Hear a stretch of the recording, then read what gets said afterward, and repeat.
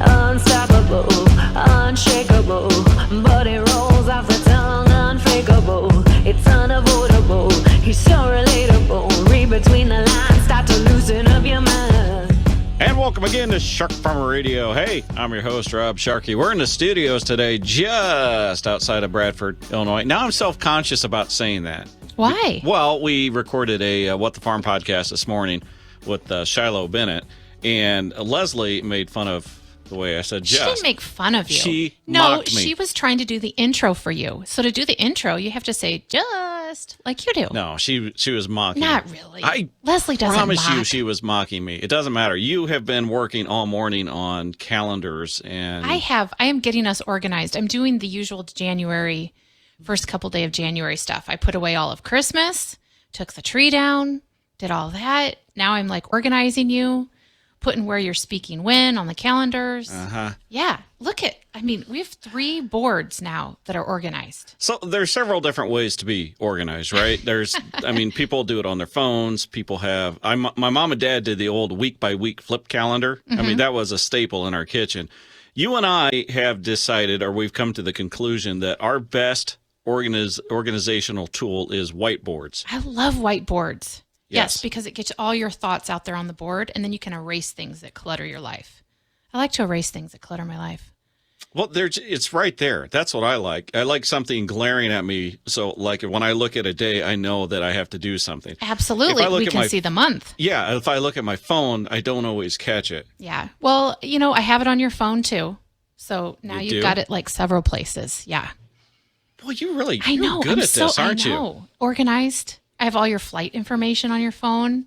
Gosh. We're good to go. Don't you wish I paid you? Yeah. You can take me to dinner. Okay, I will do that. But hey, first, let's go to North Dakota, shall we? We're going to talk to Ben Longlet. How you doing, Ben? Good. How you guys doing? Oh, we're doing pretty good. Are you an organized individual, Ben? That's my New Year's resolution is to be more organized. Do you believe in New Year's resolutions, Ben? Well, maybe I shouldn't have made it a resolution because it won't happen then. But we'll. I used to have a whiteboard in college and we kept things organized, but it tended to get erased by other people all the time. So that never really worked well for me. Oh, see, that's rude. Other people aren't allowed to erase. That's in college dorms, though. Well, yeah. That'll happen. If someone comes in here and erases something on us, we'll cut them. Just flat out. I'm putting it out there on air. Don't be coming and messing with our whiteboards. All right, Ben, what part of North Dakota are you from? Yeah, so I'm from Arthur, North Dakota, which is a small town, east central North Dakota, just northwest of the big city of Fargo. And that's where I grew up in Arthur, still live out on the farm there, and that's where I continue to plan on being for as long as I can be. All right, so you were the stereotypical farm kid? Yeah, grew up on the farm. Yep, lived the farm life. Picked a lot of rocks. I guess I get made fun of a lot. We don't have a whole lot of rocks here, but we worked on the farm with Dad. I had 2 older brothers, and we kind of all participated in the family farm growing up. And it kind of has always been something. There's always something I wanted to do was keep following in the family footsteps, be the 3rd generation to step foot on the farm and continue it on. Now, are you joking? Because I don't know North Dakota. Do you guys have rocks? We don't, I say we have rocks, but, I talked to someone from other parts of the country and they make fun of us because we have so few rocks that, everyone's definition is a little different. But when I went to school out in western North Dakota, they'd have rock piles in every field. That's something that doesn't really exist in North Dakota, at least on the eastern side of the state. Yeah, that's, around here, I would say we don't have too bad, except for the home farm, the 600-acre here farm. It's on a ridge, and for some reason, where this is at, the rocks are constantly. I don't know where they come from, because we pick them up every year. We come back next year, there's some more. I don't know how they work their way out of the ground, because we really aren't big on tillage, but it gets frustrating. How is the rock picking operation of choice on your farm? How do you guys, just a loader bucket, or do you actually have a tool for it? We don't have any tools. When I was a kid, we would get on the 4-wheelers and either after planting or sometime, and just drive around and start picking them up by hand and throw them in the back of the 4-wheeler. All right, so these must not be that big. Like, what's the biggest size one you get? We have a lot of smaller ones, and then nothing. Either we have hand-sized ones you can pick up. Otherwise, the rocks that we have that come on the ground are boulders, and you need to go get the excavator to get them out. But there isn't a whole lot of in between. You didn't know this was going to turn into rock chat, did you? No, I didn't. No. Yeah. This conversation rocks, Ben. For sure. Oh, we've started out the new year with dad jokes. Yes, we have. All right. Yes, and now we've wasted this segment on rock talk. But hey, rocks deserve a lot of attention on farms too, because nothing can crush a harvest faster than a rock going through the combine. That's the worst sound in the world. But anyway, Ben, what we're going to talk about when we come back in the next segment is your opinion of the 2-year versus the 4-year in education. We've talked about this a fair amount on the show, but are you in college now? No, I'm out of college. I've been out for just about 3 years now. Okay, and you were 2-year, right? Yep, took the 2-year path, and it was a hard decision for me what to do. Through the whole time, I was set up to transfer and go on, but I decided to go with the path of the career. Okay. We want to get into that more when we come back, because there's a lot of opinions on this. And I think maybe that those opinions might be changing in society and agriculture. But we'll get Ben's opinion when we come back. We're talking with Ben Longlet from North Dakota. We'll be back right after the break. A ground shaker, a rule breaker. Hold tight, he'll roll you through every acre. Your grain bin fans can cost you a lot. High electric bills from running when conditions are not ideal, shrinkage from overdried grain, and spoiled grain all take money out of your pocket. With the Steps GMS app temperature humidity switch, get your bin fans to start making you money. Only run vans when the conditions are right. Eliminate shrink and spoilage in your bins. Deliver grain in top condition at market moisture. When every dollar counts, you need Steps GMS. Contact us today at stepsgms.com. White mold and sudden death syndrome are two of the most important fungal diseases in soybean production today. But did you know 40 to 50 million acres in the north central region are affected annually? When every season has different disease challenges, the question becomes, how can you ensure the best start for your soybeans no matter what? The answer is Heads Up Seed Treatment. Trusted by growers across the Midwest, Heads Up offers a new mode of action to prime your beans to help fight fungal disease. For more information, visit headsupst.com. Build with the best. When you choose Morton Buildings for your next farm storage building, you'll experience the Morton advantage at every step, starting before the walls even go up. Since the value of our buildings is in its ability to protect what you have stored inside, we ensure that every component is researched and tested to withstand the elements in all weather conditions. And we back it up with the strongest warranty in the business. Looks better, built stronger, lasts longer. Learn more at mortonbuildings.com. Bean growers continue to see yield loss from white mold across the Midwest this season. To maximize next year's crop, a white mold prevention strategy that includes Contan's WG soil fungicide is a must for your farming operation. Applying Contan's this fall to reduce the sclerotia in the soil is the most effective way to stop white mold at its source. Start a Contan's white mold control strategy this fall or pay for it later in lost yield.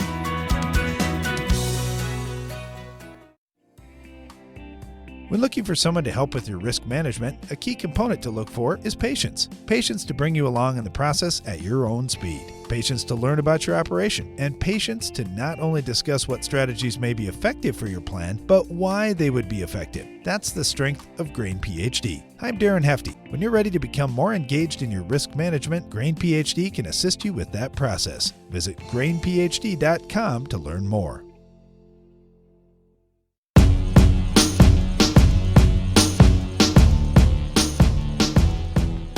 Heading to Iowa tonight, right? What You part? bet. We're meeting up with Sammy. Super fan Sammy. You bet.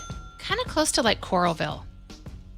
Oh, that's where. The interstate goes through there, and you got that big mall, right? That's how I Yes. know Coralville Yeah, is. that's how I picture it. Do we know where we're going out to? No, we still have to pick the restaurant. I thought you'd be a little more organized than that. You would know where the restaurant is. I'm so busy organizing, I haven't organized that part. Yeah, but you have a Christmas and birthday gift to give her. Yes, I do. I'm excited. We haven't seen them for a while. No. Yeah, it'll be fun. Okay, today we're talking with Ben Longlet from North Dakota. He's a third-generation farmer, but we were talking about his education. He got a 2-year degree. Now, Ben, what was the thought process? Why did you stop at a 2 instead of going to a 4? Yeah, so really the decision kind of started out of high school. I was trying to decide whether I wanted to go to the local ag college, which would have been in Fargo, NDSU is a big college known for ag, 4-year program. And it kind of came down to, I had an older brother that already went, and, talking to him, learning about his experience there, and just, it just didn't seem like the right fit for me. I wanted to get that more of a hands-on education and kind of be, get to know more about the industry I wanted to work in and kind of help, put myself out there maybe a little bit better. So I made that choice to go to a 2-year program for precision agriculture. Okay, so what is a program for precision agriculture? What are you talking, like the GPS stuff, or what are you thinking? Yeah, so it was a really good mix of pretty much the hands-on. So the I guess the meat and potatoes of precision ag being that it's your GPS systems, it's prescription mapping, some of the soil sampling components to it. But then they also mixed in, it was about a third of that, a third of farm business management, and then a third of agronomy, because you kind of have to mix all of that information together, because you can't be the guy sitting at the computer making a decision about what inputs to apply where if you don't know about the agronomic side of it, and then also the economic impact of that same decision. So it was a really good mix of that program. I learned a lot. We had teachers who were out from the industry. They'd previously worked in the precision ag field, and now they're coming back to teach students. We're working with, programs that are brand new into the, just out in the world, the same things that a lot of producers are working with. So it was a really good fit, and really got me kind of accelerated in my career. Mm-hmm. All right. So after the 2-year, did you have any problems finding a job? So, yeah, it was kind of an interesting path out of college. So I was still really debating hard whether I'd set myself up to transfer. I kind of I had 2 degrees, and I was in my 2-year program. I took a bunch of credits. I was ready to move on to the next step of my education career, I guess, or the experience. And I kind of spent the first couple months I spent on the farm, graduated in May. So I just came back to the farm, just made it through the planting and growing season and harvest, and then kind of came to the point where it was time to decide. So that summer I'd also worked an internship again with a local seed company, kind of in the agronomy sector. And I knew I needed to make a decision, and it kind of fell into, through my internship, kind of got a neat opportunity to work in a field that was precision ag related. So I was actually working with the FieldView product, working with seed companies and farmers across the North Dakota, South Dakota, Minnesota area. Okay. And that, one thing you said that was kind of interesting there is, you talk about learning about these ag tech products, but it doesn't always convert over to, does it make you money or not? Now, I mean, that's what this school was teaching you, or to how to integrate all that? Yeah, pretty much kind of the steps from, whether you're going to go back to work on the farm, whether you're going to be working at the dealership that's selling this stuff to the farmer. But yeah, understanding that, there's a lot of technology out here today. There's a lot of people trying to sell you, different systems or different programs, but how do you make that work through the whole farm and, make it work for you as a, maybe the service provider, but also as that farmer? How do, we can't invest in technology if it's not making the farmer money or return to that farm. So yeah, it was about that whole process of knowing how to implement the technology and how to make it work on any kind of farm.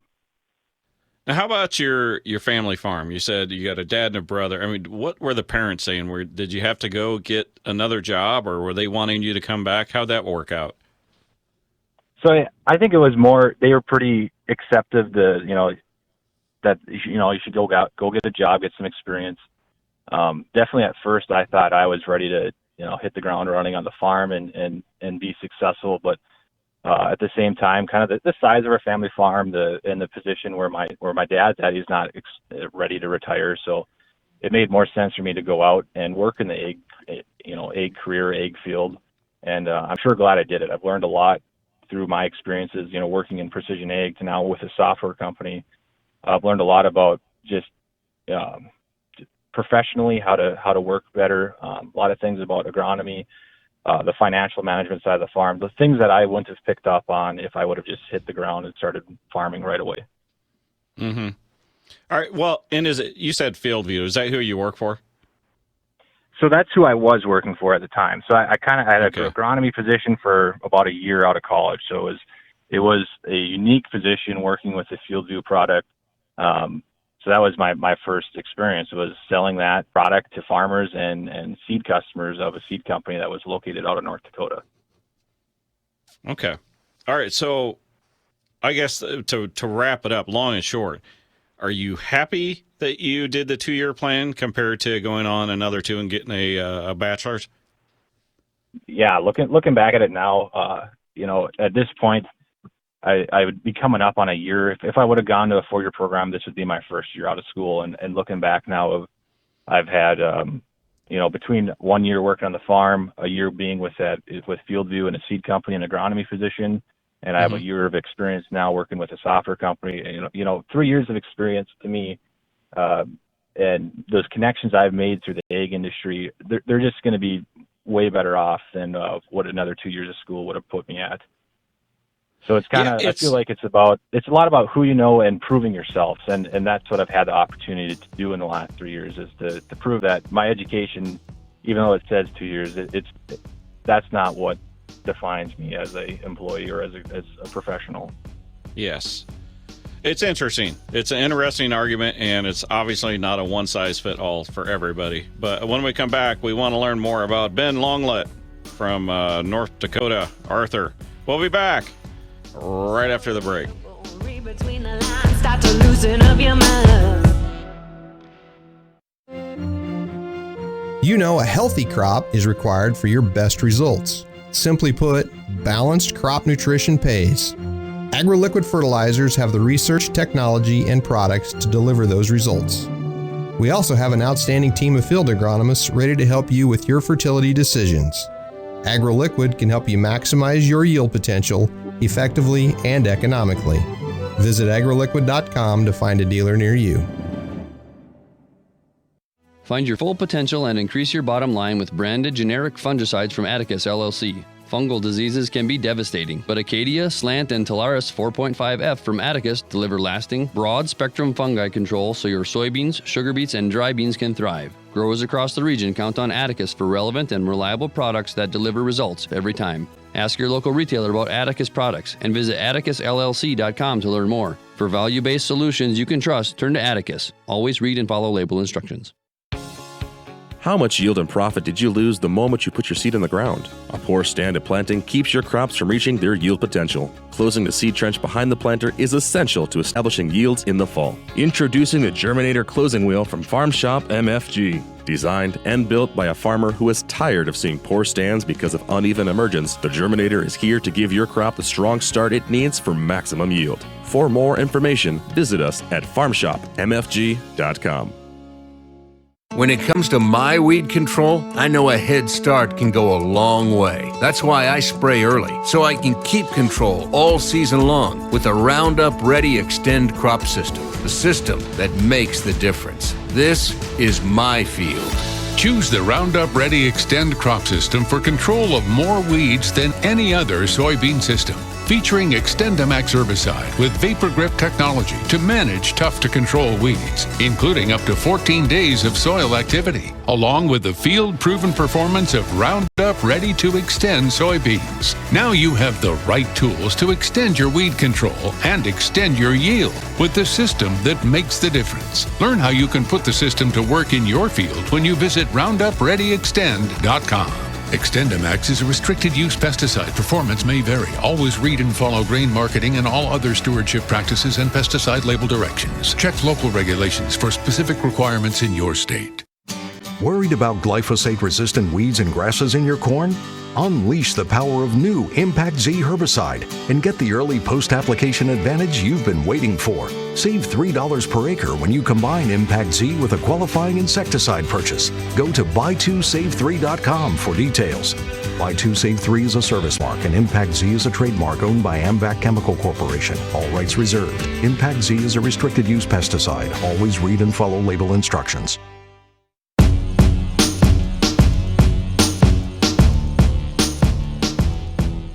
I feel good about what's about to transpire, don't you, Emily? Yeah, I do. Yeah.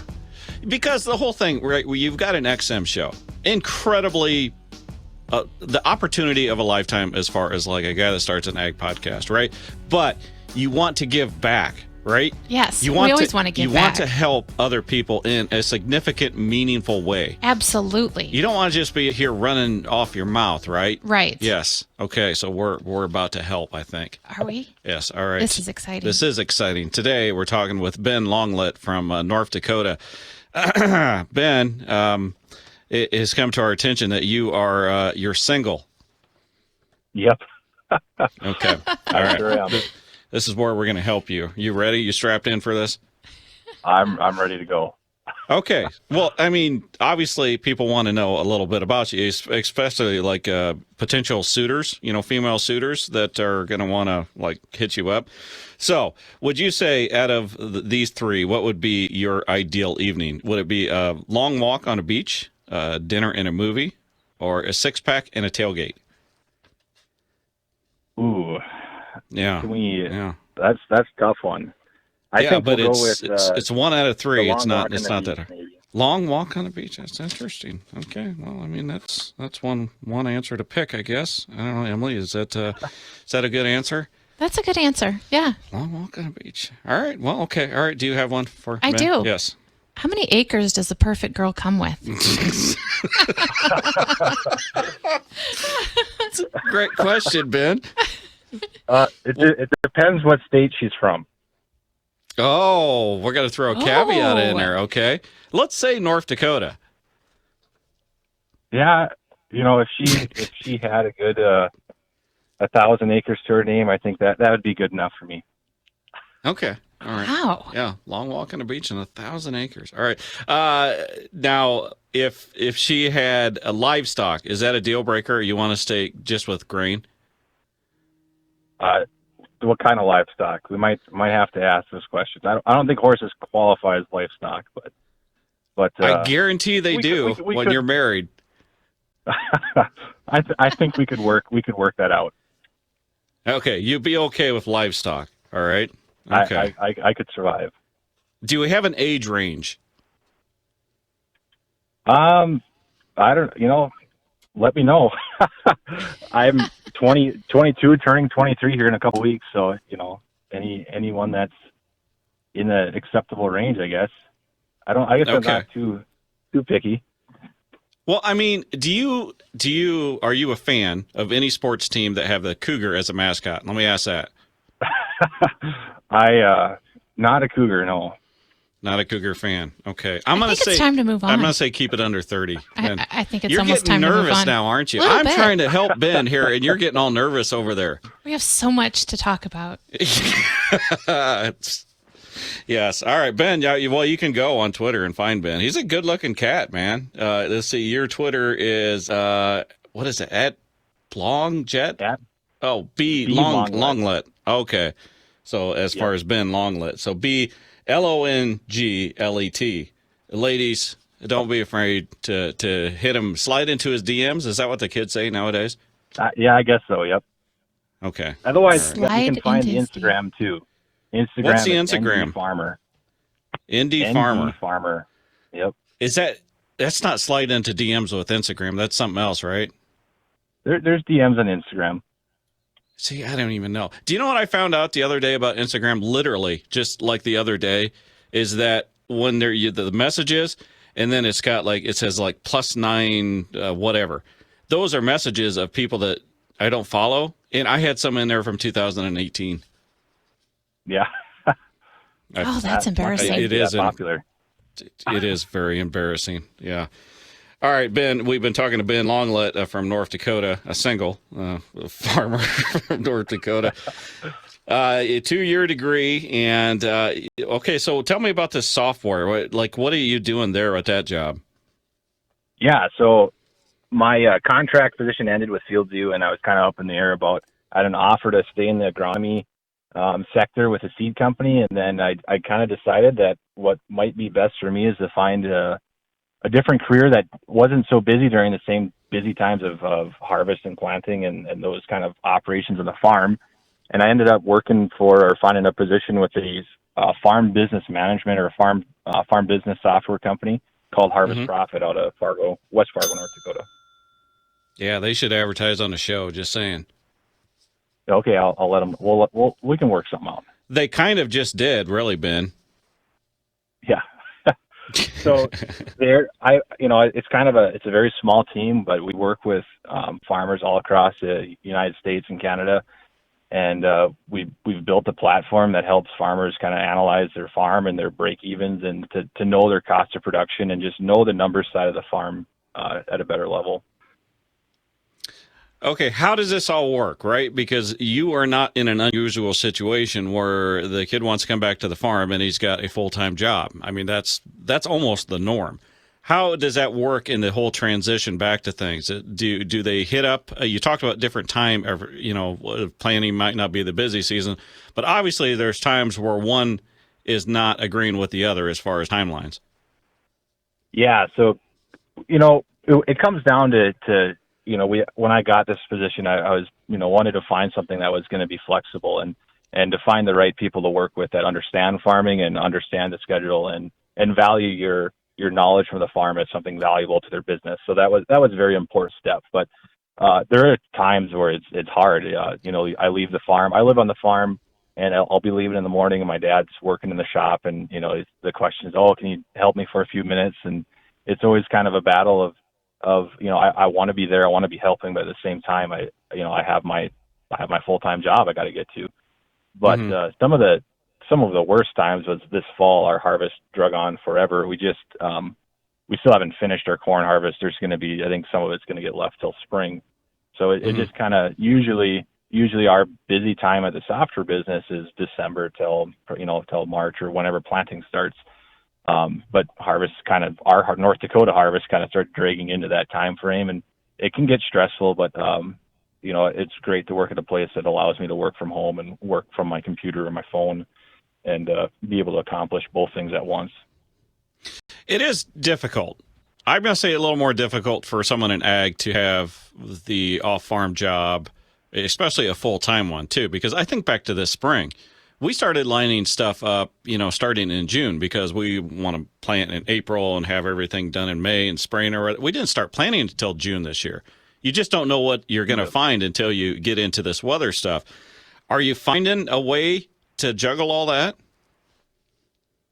I mean, I don't know if there's a correct answer of how to juggle it, but it's definitely having that relationship with the people at your full-time job and just, it's been super helpful that they understand. They understand that this year with ag, there's a lot of us that struggled. We same boat. Planting late May, early June, just getting rains every other day, and it's hard. But in a software industry that's very much computer focused, very remote work friendly, it works out. There's days where I wake up in the morning, it might be raining, and I just gotta go to the office, or if it's good at home, I can just leave and make things work. Ben Longlet on Twitter at blonglet, LONGLET. That's BLONGLET. And what was your Instagram again? ND Farmer. ND Farmer. That's easy to remember. Ladies, hit them up. Ben, thank you so much. Everybody else, we'll catch you next time. Thanks for having me. The next shake up.